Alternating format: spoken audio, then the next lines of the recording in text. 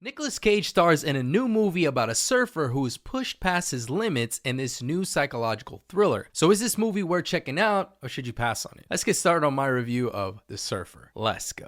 From the town I like nothing when I'm hopefuls live. A small city or something, but mostly no one forgets. On the outskirts of where I've been dreaming since a kid. Thought I was cursed to never see a radio hit. A Grammy to industry or something even close. Miles outside. What's going on, all my beautiful people? This is Jacey, and I just got back from watching an early screening of The Surfer. Before I do start my review, please note this will be a spoiler-free review, just in case you haven't seen it yet, showing in theaters this Friday, May 2nd. Also, please make sure to hit that like, hit that subscribe, hit that notification bell to stay up to date on more new thriller films that I'm reviewing just like this. So The Surfer stars Nicolas Cage, Julian McMahon, yes, Dr. Doom from 2005's Fantastic Four film, Finn Little, and more. A man returns to the beach of his childhood to surf with his son, but his desire to hit the waves is thwarted by a group of locals whose mantra is, "Don't live here, don't surf here." Humiliated and angry, he is drawn into conflict that keeps on rising as the film goes on, and with the heat of summer, this pushes him to his breaking point. Now, before diving into this review, I've gotta say, I've always had a soft spot for Nicolas Cage, no matter how wild, eccentric, or downright bizarre his roles have been. There's something about his energy that I've consistently enjoyed. I mean, that, and also I've grown up watching his movies. I mean, there's so many films he's done, and I've always been a fan of his. Now, I know not every film he's done has been great, but nonetheless, Nick Cage has always given us Nick Cage. Especially in recent years, he seemed to have gone through a creative rebirth, taking on some truly unique and unconventional characters. Cage is definitely one of those actors who splits audiences. You either really vibe with him, or you just don't. And one thing you gotta say is he's consistent in giving us the best of his acting abilities. And personally, I've always been on the fan side of that divide. Whether he's bringing chaos to an action flick or getting deep in a dramatic role, either way, I'm here for it. When I heard this film was coming out, I thought, all right, this could be different. I'm gonna go check this out. Now, The Surfer follows a middle-aged man played by, of course, Nick Cage, who returns to his childhood beach in Australia, hoping to reconnect with his past and ride the waves again. But the beach is now ruled by an aggressive group of locals who treat it like it's their private land. And the rule is simple: if you don't live here, don't surf here. Cage's character slowly spirals as he is rejected and pushed to the edge of sanity. So when I did first view the trailer, I thought maybe there could be more to this. It's not just about a surfer who just wants to ride the waves. The movie is about surfing only on the surface.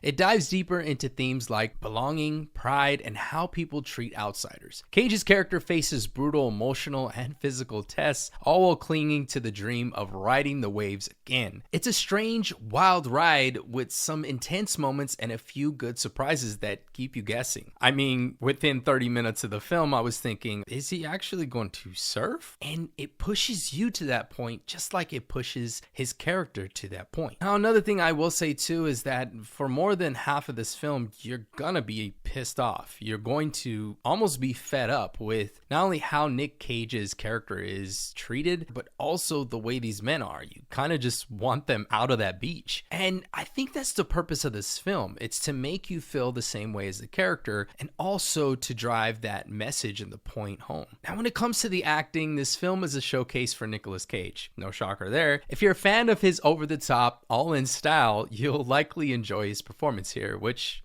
like I said, I'm in the minority there because I do like some of his outrageous roles, and I'm always curious to see what he's going to do in the next film he's in. He moves through a wide range of emotions, from awkward and confused to angry and completely unhinged. He gives everything to this role, which makes the character's breakdown feel very real. And I gotta say that. Now, this film, even with those moments, I will say it's kind of a double-edged sword. Because when you do see the character break down, or you do see some of these outrageous moments performed by Mr. Cage, it will kind of hinder the film for you a bit if you're either not crazy about some of those moments, or even Nick Cage himself and some of his acting, or number two, it kind of will take you out of the movie for a moment. But for a cinephile like me, I enjoyed every bit of it. Now, another person I do have to talk about is Julian McMahon, and he stands out in this film for sure. And it's crazy because when I did first see his face, I kept thinking, man, I think I've seen him before. I just don't know where, and I couldn't put my finger on it until I started doing my research, and I found that wait, yeah, that was Dr. Doom in the Fantastic Four film. And sure enough, he gives a great performance here as the leader of the local bullies. He's creepy, charming, and dangerous all at once. A solid villain for Cage to go up against because, as you're seeing some of these outrageous, over-the-top moments, Julian McMahon keeps up. Now, as creative as this film is, and it's one of those that I feel is very unique, the film has some great cinematography. The film's look matches its offbeat tone. The beach setting is both beautiful and unsettling. The bright, unnatural colors that make it feel like a strange dream. There are times where I thought, well, is this a mirage? Is this a dream? Is his character even real? Or is Nick Cage's character someone else in the film that you see in the beginning? It kind of plays those tricks on you, and in between you get not only some of these great sound design choices, but also you get these flashes of animals in this heat as he's trying to either find water, find food, or just survive. And I will say that to me also affected my watching experience because I grew up out here in the desert. So I thought for a second, wow, this beach looks beautiful as I started watching the first 10-15 minutes of it. But then later on, I started thinking it doesn't seem that nice to be here. Scenes often shimmer with heat and tension, and the camera work does a good job of putting us in Cage's shoes. Close-ups of his face show just how far he's slipping mentally, and cutaways to the animals or eerie shots of nature add to the sense that something's just not right. The style leans into the bizarre, almost like a fable, which helps separate the story from reality and gives it a myth-like feeling. At its core, The Surfer is more than just about a man trying to surf. It's about what happens when someone loses everything: stability, community, and dignity, and how far they'll go to get it back. The best part about this film, I would say, is how it hits on one subject in particular that really drove it home for me. It takes a hard look at toxic masculinity, the need to dominate, and the way society treats people who are down on their luck. And without saying too much, there is a character in there, aside from Cage, who you do really feel for, and it feels like these men are a reflection on society and sometimes how we treat those less fortunate. Throughout this whole emotional turmoil that you see Cage in, and even some of the parts, like I said, that get a little outrageous,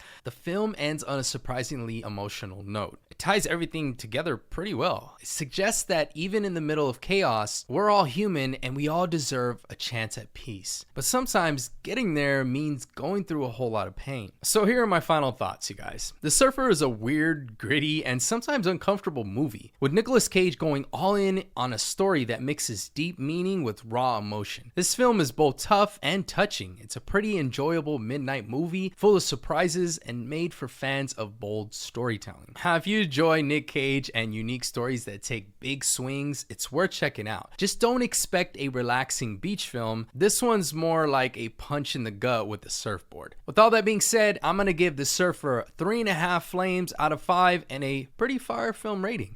It's nice.